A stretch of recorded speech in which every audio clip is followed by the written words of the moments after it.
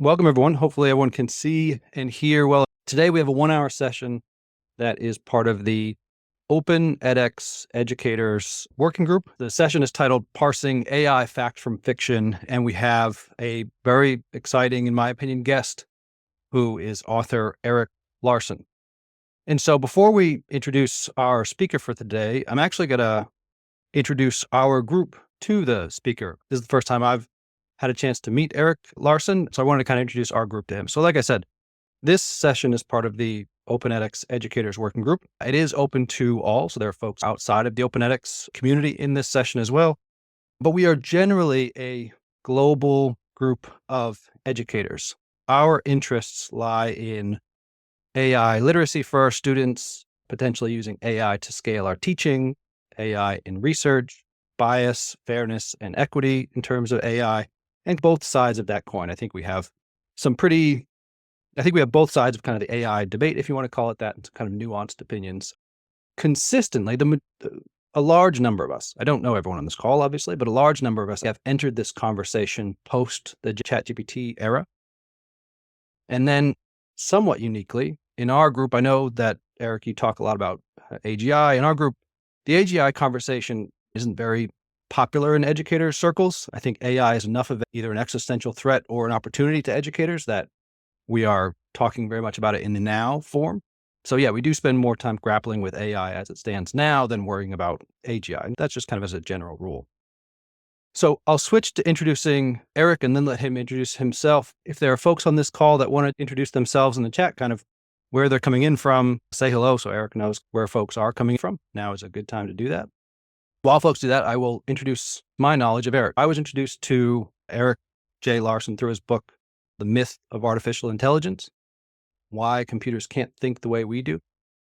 I was really struck in that book by how fact-based and even-handed Erik's critique of artificial intelligence and the dialogue surrounding it was. So Erik in online circles is pegged as a critic because everyone needs kind of a label, I think, and that I think is Erik's label right now. But I would invite Erik to clarify this. I think Erik is very much a realist around the AI technology and much more cautionary around kind of the way we talk about AI and kind of the inevitability of AGI or lack of inevitability of AI. I would call him more of a critic in that scenario. But what I'd love to do is have him introduce himself, maybe from the perspective, Erik, of those of us who haven't read it, talk about your book, The Myth of Artificial Intelligence, why you chose to write it, what you wanted to say in that book, and maybe a little bit about what you're working on next or now. Sure. So thanks for the intro. Yeah, I have been working as a AI scientist or researcher since the year 2000. I like to say that for the entire century so far, I've been involved in AI. Actually, my first job was at a kind of old school, they call it good old fashioned AI or GoFi, a shop called Scicorp. They were well known as a legacy AI place. I started there in January of 2000. After working for not long, I realized that a lot of what people were talking about didn't actually have anything to do with the computer science of what we were doing. It was just there layering on top of that, their dreams and visions and hopes and so on. And so I realized that this field, maybe unlike biology or chemistry, is kind of the confluence of the real facts about how computers work and how we can get them to solve problems and people's aspirations, dreams, fears. And so I thought it was such an interesting field. After working in graduate school, it's sort of abstract. And then when you work, you see like, this is what we're doing. Actually, this is what we're building. And so I thought it was so interesting.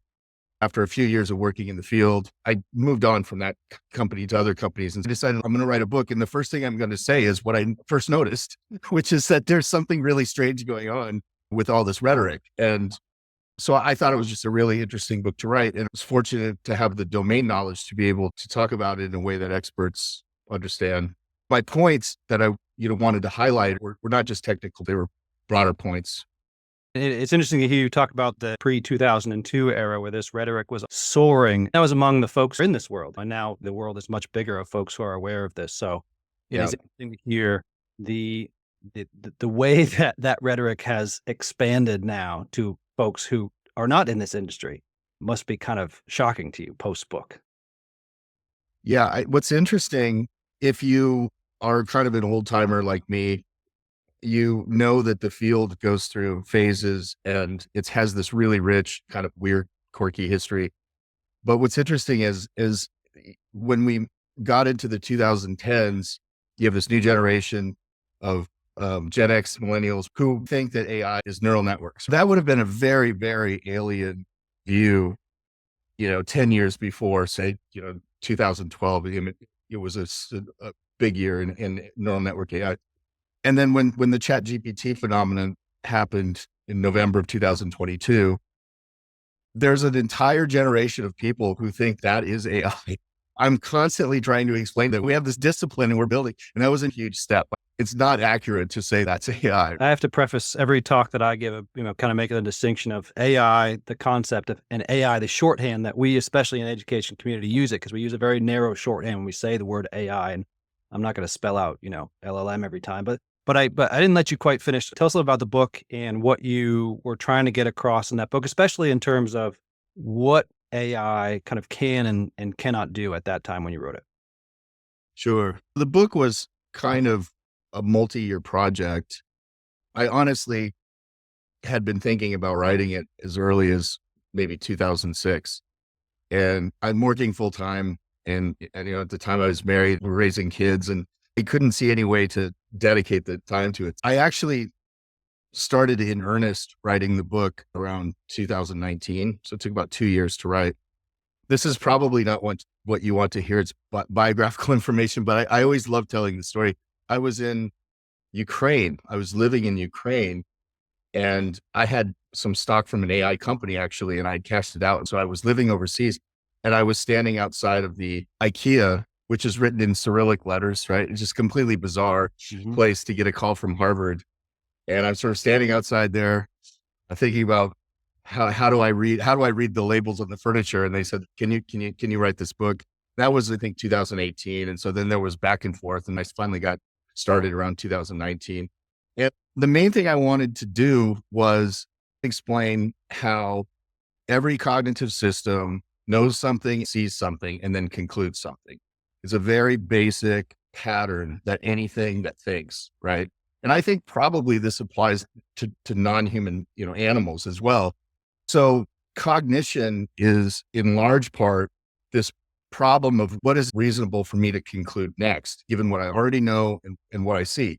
I wanted to explain how what we're doing in AI is actually trying to implement that basic framework that we see biologically on top of a computer architecture. And so then I wanted to explain what sorts of inference have we made progress on, and what are completely intractable.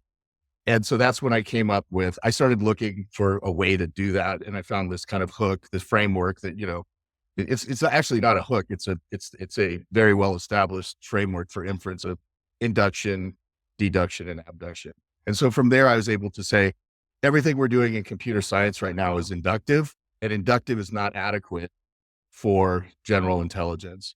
That view has never been seriously disputed by anybody, colleagues, friends, experts in the field. What they dispute is that induction can be extended indefinitely. I wanted to lay out a general framework, bring in as large as possible audience, and then explain what we're actually doing at a conceptual level rather than a programming level or an architecture level.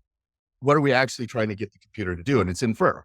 We're trying to get it to infer. Can I try to explain that framework in a simplified way? Not a lot of us are computer scientists, and you can correct me and tell me where that is fundamentally wrong. You need to add on to that a little bit. But the way I understood the book is that artificial intelligence, it synthesizes intelligence by hoovering up enough data that it can say, hey, I've seen this pattern in this many places, so I can now apply that rule to guessing the next word, or I can apply that rule to, hey, this is a truth, and so when I talk, I need to make sure that I use these truths. And so it has enough data to do that at this point very well. Where it struggles is real creativity. You call it abductive reasoning, making a hypothesis from limited evidence and then checking if it's correct, which is kind of this data problem, right? Yeah. And so that's kind of my shorthand for how we as educators can think of how AI works. Any fundamental flaws with that you want to? No, that's right. I think induction is the idea that we can gain confidence by multiplying examples, observations. The classic is all swans are white because I've seen 1,000 swans, right? That's generally true. If you keep seeing white swans, at some point you're going to say, yeah, there's white swans. But it doesn't deal with outliers and exceptions. When you say patterns, what you're saying is generalities, right? Things that you can discover because they repeat. The problem is a lot of the world doesn't repeat. And most of what we're doing cognitively is noticing outlier cases. We're also noticing generalizations. We're not going to measure the doorknob every time we come home. There are things we just assume are true because of consistent experience. But the case of abduction is, what do we do when it doesn't fit anything? We have to have a plausible hypothesis that would explain this, what Peirce called, a surprising event, right? Something surprising happens. Like, how do we make it unsurprising?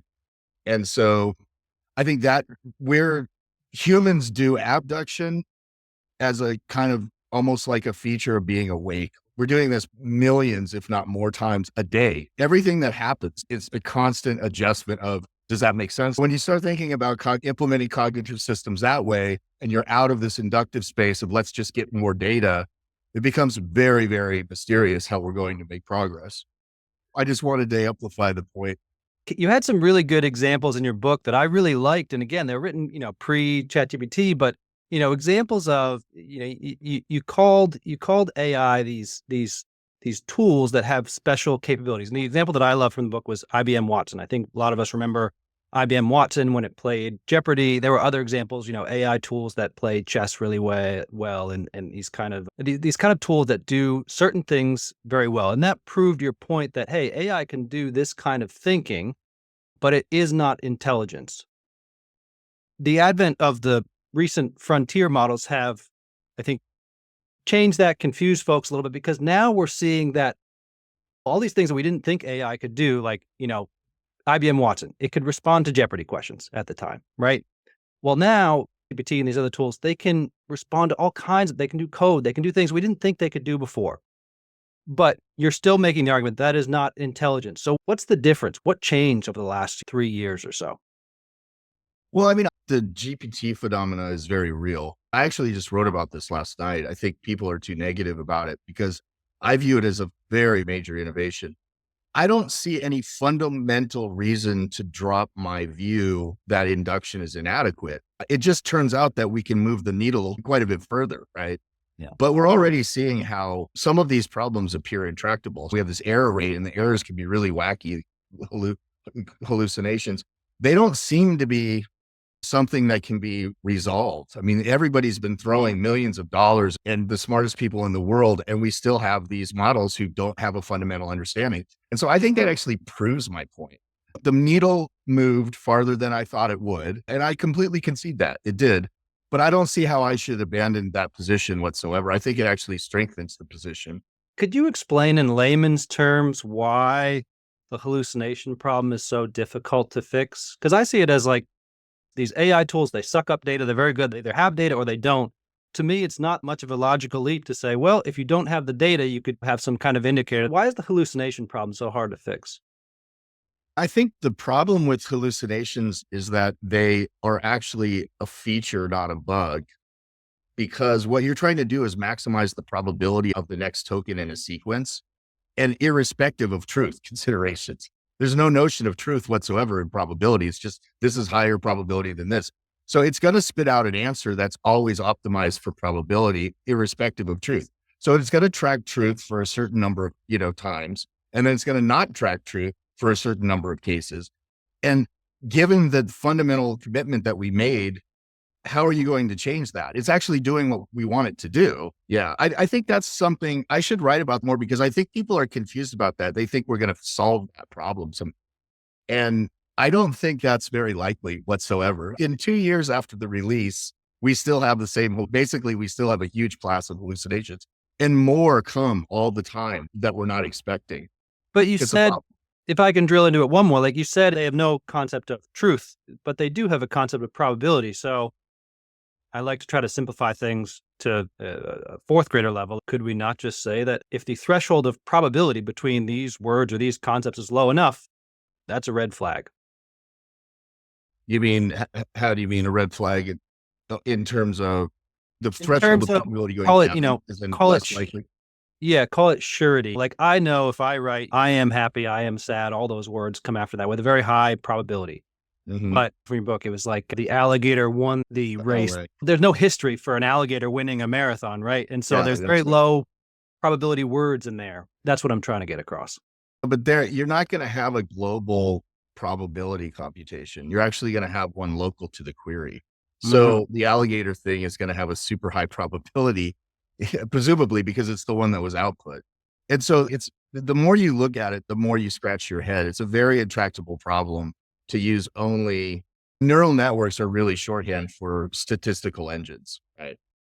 At some point, we were talking about the progression of AI and where it's going. Recently, OpenAI released GPT-o1 or OpenAI o1, where they are trying to mimic human level reasoning. I'm wondering whether you think they achieved their goal with o1. I have to punt on that one because I do use GPT, but I use the old 4 version and I haven't evaluated 4.0 yet. I did hear from a friend of mine who's actually co-authoring the book with me that he thought it was extremely impressive. So be careful what you say about it. That's about all the information I have right now. I haven't had time to look into it yet. I've got a lot on my plate already, but I have that data point that it's supposedly not as good at text generation, but it's much better at reason. There's a trade-off that traces back to our, what we were talking about before. No, there's a kind of no free lunch thing going on there, as I understand it, that the reasoning, that the text generation did not keep pace once you bumped up the reasoning. And that's probably because they were narrowing the focus. And so they're doing a ton of training on reasoning problems and they're not, and so they're ending up getting a certain kind of skewed bias in that very, very large data set. And then you can see how something dropped off. That's a major problem. At the limit, it's called catastrophic loss or catastrophic failing. It means that when you try to patch a hole by adding data and training in a specific area, you might completely blank out some other area. If you try to optimize for reasoning, you might really harm something else. Notice how that's not how human brains work, by the way. If I learn something new, I don't forget where I live, right? I mean, it doesn't, Yeah.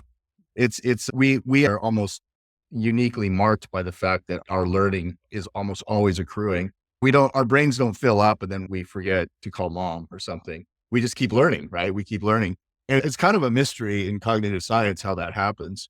But in neural networks, you're not going to do that. You're going to have trade-offs constantly. And so I'm going to end up writing about this, on my Substack before long, but I need to evaluate the tech first. The trade-offs thing, could that be the example of about 6 months ago where Google started spitting out all these kind of absurd images? People called them woke images. And you get the sense that what happened was someone said, hey, we want the model to be more fair, less biased. And so they plugged in that information and that caused all kinds of other unforeseen issues with image generation in this particular case. Is that kind of an example of that? Yeah, absolutely.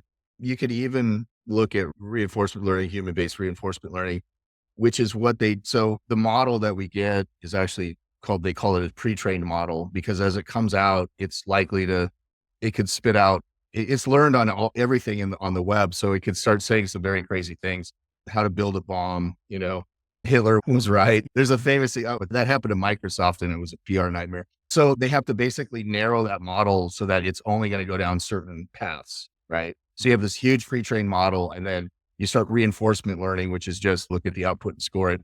And when you start to do that, you start losing degrees of freedom, basically. So stuff is going to start dropping off that you want, but you're going to get this kind of bell curve result where you don't have to worry about, generally speaking, really crazy results.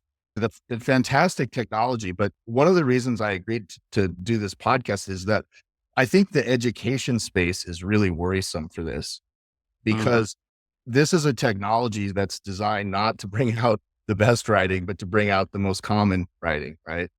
And Right. that's a footprint that we're putting into culture. It doesn't hurt me as much because I've been writing for decades. But if you're 9 years old, that starts to become part of your learning curve. I'm actually fairly significantly worried about that. I think it was Sam Altman that said this, and I think this is one of the potential paths for AI. Basically, I'm paraphrasing, something along the lines of AI will become so intelligent that this whole science of prompting and prompt engineering won't matter.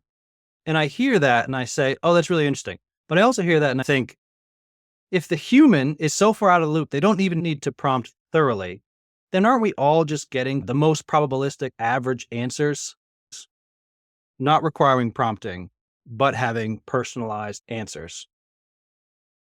Yeah, I mean, I don't know how Sam Altman gets to engineering, prompt engineering is not necessary, because basically that's actually part of the getting the performance of those models is part of is that as human intelligence goes into the prompt. Somebody like Ethan Malik talks about co-intelligence.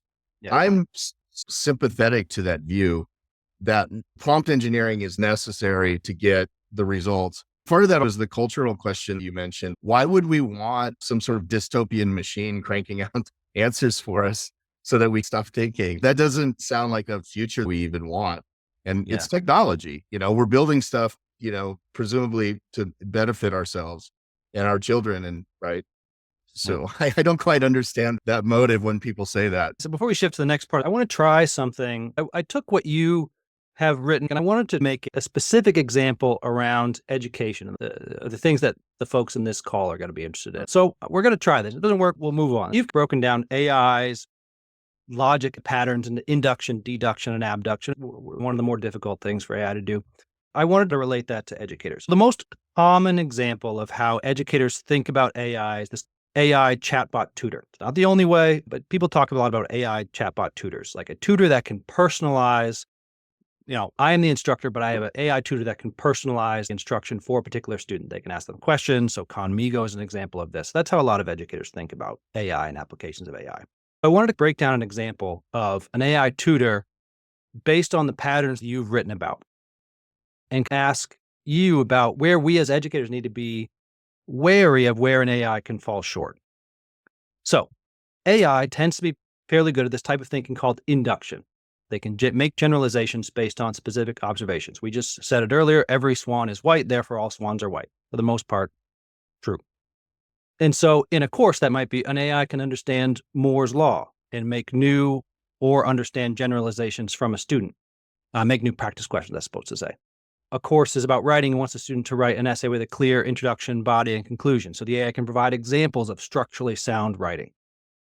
AI tends to do fairly well with these things. Deduction is drawing a specific conclusion from a rule. All men are mortal. Socrates is a man. Socrates is mortal. AI can do this as well. An AI can understand in a course, for example, that all triangles have to sum their angles up to 180. Given any two angles, an AI can determine the third angle based on that rule. For another example, an AI understands the elements of a persuasive argument, and it can review a student's writing and determine if it follows the rules for being persuasive. It can take this general rule, apply it to the student's input, and say, hey, here's where we match and don't match. Where AI struggles the most, this concept of induction, where we're trying to make a hypothesis from limited evidence. We have this kind of data problem. So I'll just give this example here. I think it's more clear. Let's say a course is about black holes, and the student is asked to hypothesize or brainstorm what happens as one travels through a black hole using what they've learned in the course. An AI can try this, right? But there are some issues here. When an AI doesn't have the appropriate context or background information, it's going to struggle with generating meaningful hypotheses. And then, to compound the issue, what we seem to see lately, an AI will rely on induction or deduction. It'll try to fall back on these things, right? And that might be irrelevant in this case. So we're thinking about a tutor helping a student, and this thing that I think as educators need to be worried about. To compound things further, this is the point where an AI will kind of confidently hallucinate in order to back up their claims, or be brittle and prone to user suggestion to say, oh, yes, you are indeed right when the user is not right. That is the risk that as educators we need to be worried about and observant about when we're using AI in our courses. You want to speak on any of the risks here if this fits your framework? What I'm trying to figure out is, as an educator, the patterns that we as educators Here's the challenge, I think, for educators. Like, we know for the most part, when we use a tool, what that tool can do. With AI, that's much more difficult. It's much more difficult for us to identify the patterns of what AI is and is not capable of. But your framework, I think, was one of the better that I've seen that tries at a very high level to identify those patterns. I don't think we're going to be able to reverse engineer the output into it's using different, like the inference involved in those large language models is basically a math calculation.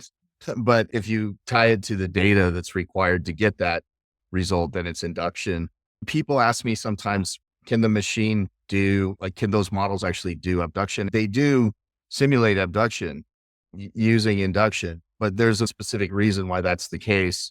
If you have enough information about everything, then everything does become induction. In other words, if you go back to the white swans example, I see 1,000 white swans, all swans are white. I see 1,000,000. At some point, if I've traveled around the earth and uncovered every rock and found that there are exactly 6.7 billion swans and all of them are white, and I've been all over the world, including in Australia, well, there are black swans in there, right? At some point, I'm just going to be able to use induction because I've drawn a circle around everything. One way of looking at LLMs is, given $12 billion of Microsoft's money and probably about 50 lawsuits going through the paywalls of the New York Times and everyone else, 9 months of continuous training could power 50 American homes for 100 years. I don't know if that's what you're trying to ask. The problem with doing this in education is I'm not an educator, so take all this with a grain of salt. But what I see, there's this movie, Limitless. It's a real cheesy movie, but it illustrates the point well.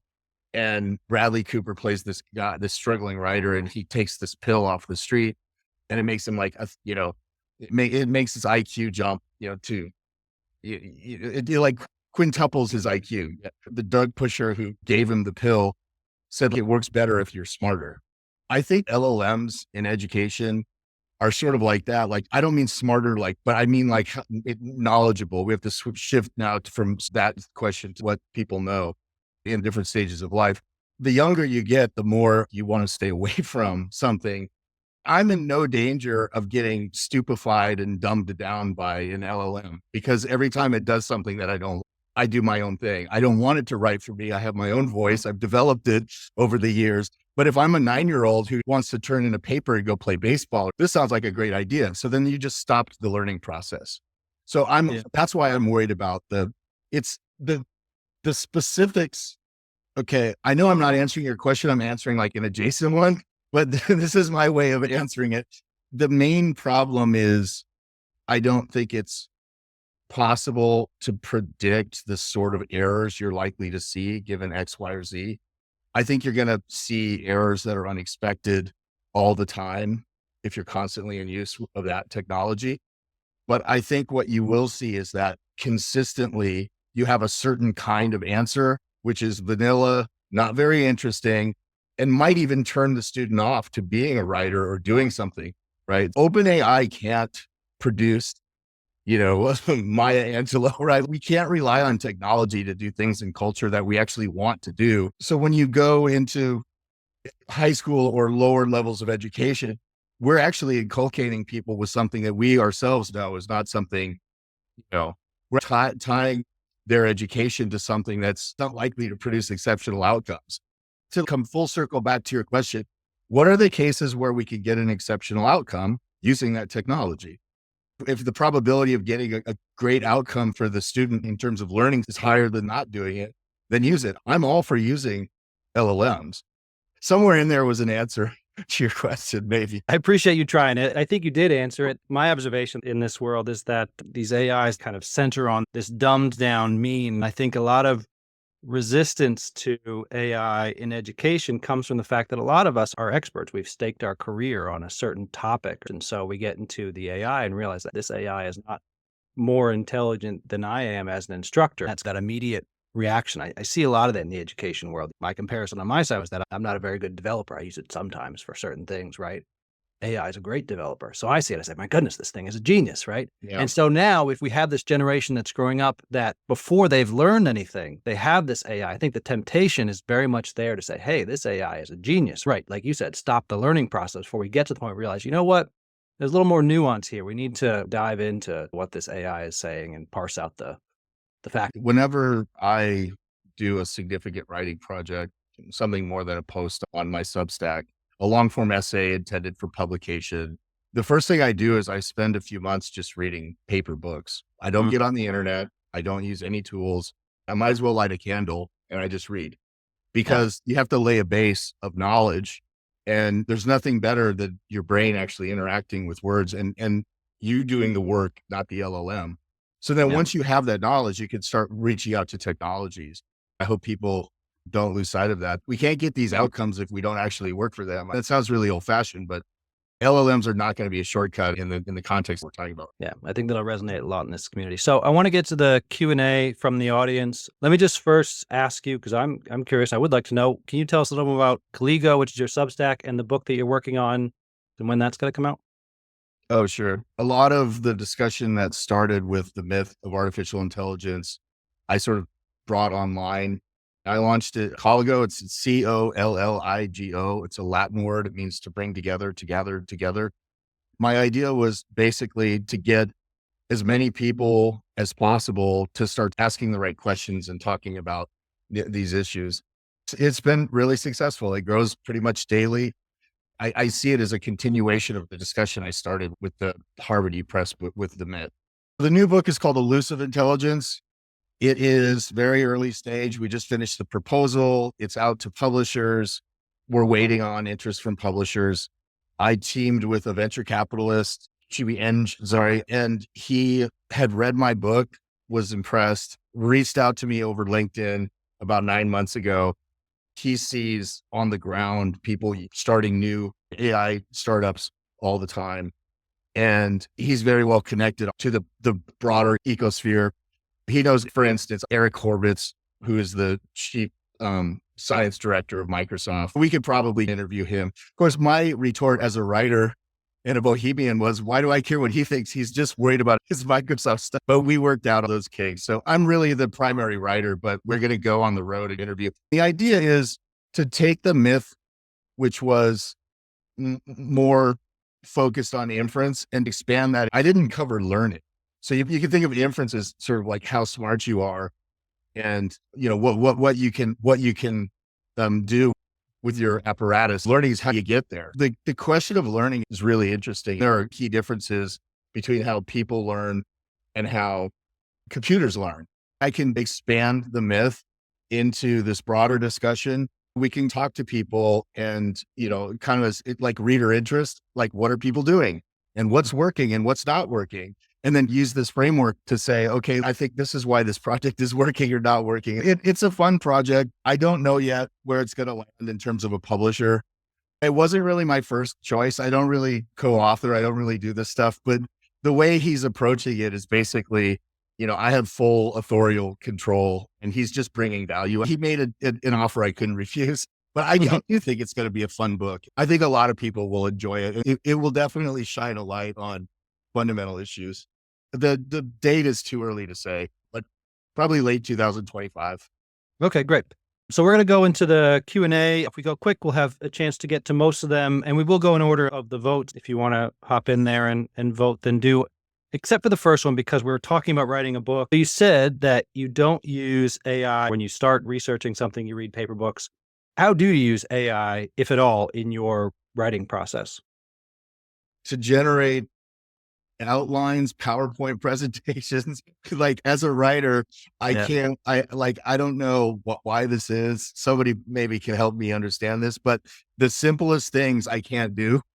So it's like, can you give me a 3-page outline of this? And I tell the machine, do this thing for me. I use it for silly stuff that my mind doesn't wrap around. I'll be honest, I never use it to write because I want my voice to be the one that's heard. But I will tell it, write me 3 paragraphs of this as interestingly as you can. Mhm. And I'll even say, because my book is in the GPT and my Wikipedia page, the thing knows me. It Oh, goes, yeah. oh, hi. Yeah, you wrote the, so I say, okay, write it in hell, I would write it. And it's just not the same. But I look at the back and forth, and sometimes it can reduce the time to completion without sacrificing quality because I've got another data point. I have something to look at. The danger is that you're going to just take that because it's already done and not do the hard work of doing the writing yourself. So I'm very careful about that. But I definitely incorporate it into my workflow. It segues nicely into the lead question here, which comes from Anonymous. It says, what would you say to a teacher who's afraid that students will use these tools to do that thinking for them when producing assignment? Is there a workaround? It's an educator question, but give it a shot. Yes, be afraid. Be very, very afraid. I would make sure that every student understood the difference. It might be an opportunity to explain how wonderful it is to have a human brain. At the end of the day, it's inescapable that there's going to have to be some actual safeguards against people just turning in stuff. I honestly haven't thought it through. You guys know a lot more about this than I do, frankly. I wouldn't discourage its use in the classroom, but I would set up clear guidelines for what it is used for and what it's not used for. And that actually does track back to the differences between mechanical things and biological things, right? Yeah. Brains and computers. And I think that's where a lot of the discussion is going. There's not a lot of agreement on it yet. We're all kind of Yeah. out the same problem and coming up with our own solutions. All right. The next question says, for educators, we need critical literacies around Gen AI, but our time is limited and the technology keeps on changing. How do we tackle this wicked problem? Of the tech changing. I think the fire hose of information around AI, how we would read on the my most critical pieces for educators and students. Yeah, I mean, so the problem is, one of the problems is that there's sort of two diametrically opposed camps that have taken over the online discussion. And then there's people like me in the background saying, hey, wait a minute. So there are people who are convinced this is going to be an answer to every problem and revolutionize every industry, medicine, education, so on. And then there are people who think it's the worst thing that's ever happened. And I don't think either one of those are true. So I think the hard work is saying, okay, you have this change in technology that has immense possibility and opportunity for education everywhere, right? I think you have to start with what humans are best at, which is trade-offs, and start working through the logic of how can this thing be useful and how can it? Now, it is complicated. And I think the question there has the comprehension that it's complicated because you're trying to hit a moving target all the time. But there's one thing I can say that may help, which is the fact that it's going to unpredictably fail in weird ways is not going to go away anytime soon. So you have to build that into your trade-off model.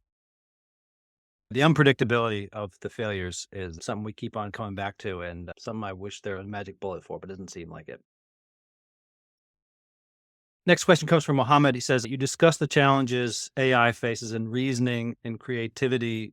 Do you think that hinders AI's potential to cultivate critical thinking or creativity in students? We may have already answered this, but if you want to add any more to it. Yeah. So the cultivation question is interesting. That's sort of like turning it on its head and saying, how can I use this not to do work that the student needs to engage themselves, but to actually facilitate the learning process? I think we're all trying to figure out how to leverage AI to cultivate creativity without opening the Pandora's box to squash it in other areas. Two more questions here. One is, and this is a very pertinent question to us, how would you recommend faculty talk with students in cases where something seems AI generated, but the student denies it?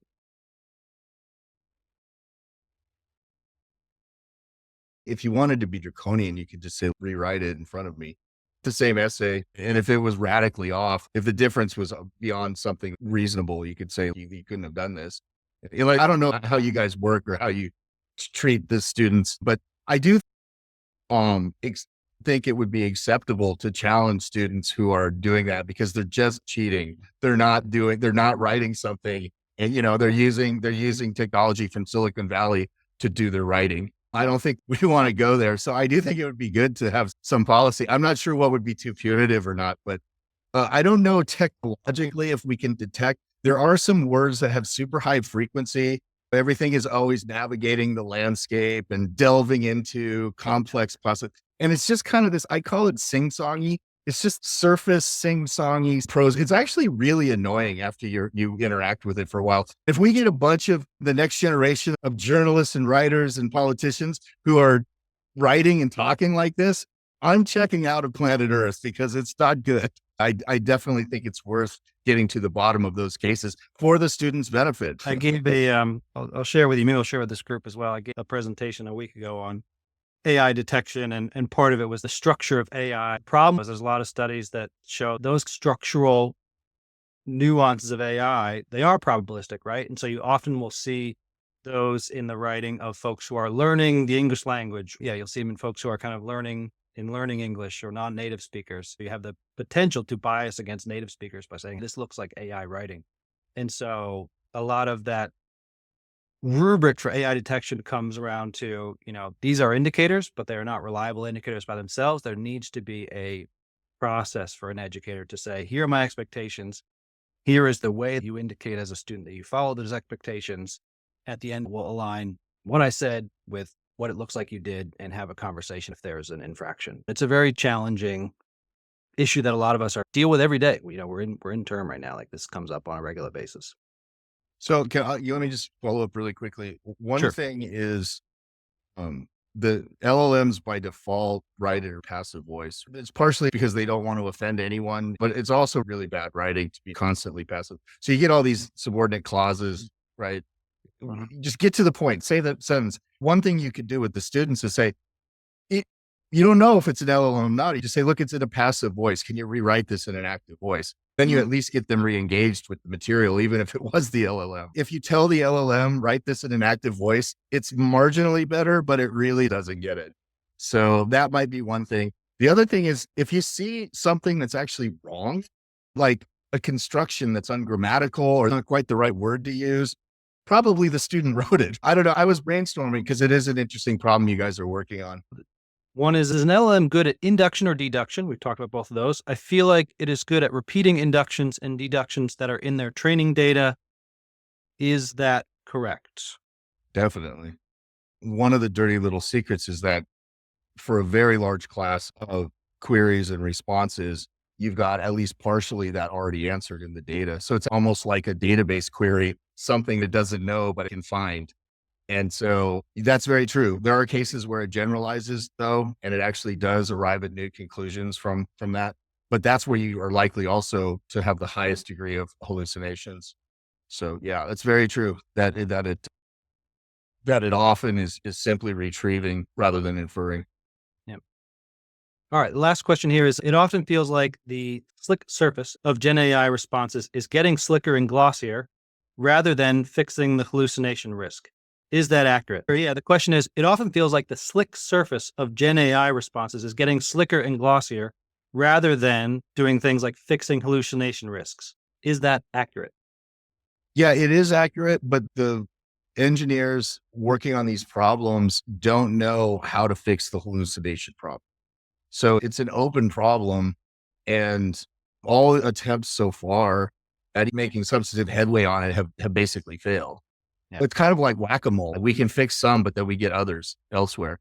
And there's no general solution to that problem. The slick surface is getting glossier, but that's because people are focusing on what works and what sells. And, if there was rest assured, if there was a substantive solution to hallucinations, the whole world would know about it in an hour. Everybody's trying to figure that out. But, Yeah. I have a conspiracy theory around the slick surface. Going from 4 to 4.0, for example, GPT-4 was expensive and I thought it was pretty high quality, and 4.0 made things cheaper. But what it did is it cut the cost in half and doubled the tokens it used to respond to things. I see a lot of AI, especially OpenAI, trying to kind of fix some of their pricing with O1 now charging for reasoning tokens and 4.0 just spitting out a whole bunch of gobbledygook that, you pay for in tokens, but isn't substantially better than 4, which is more brief and more intelligent, in my opinion. That's my thought for what they're doing on the slick surface. Their pricing, essentially. since the 2022 release, it's basically 2 years. And you see rapid acceleration from 3.5 to 4 in terms of the performance of the models versus the time to new release.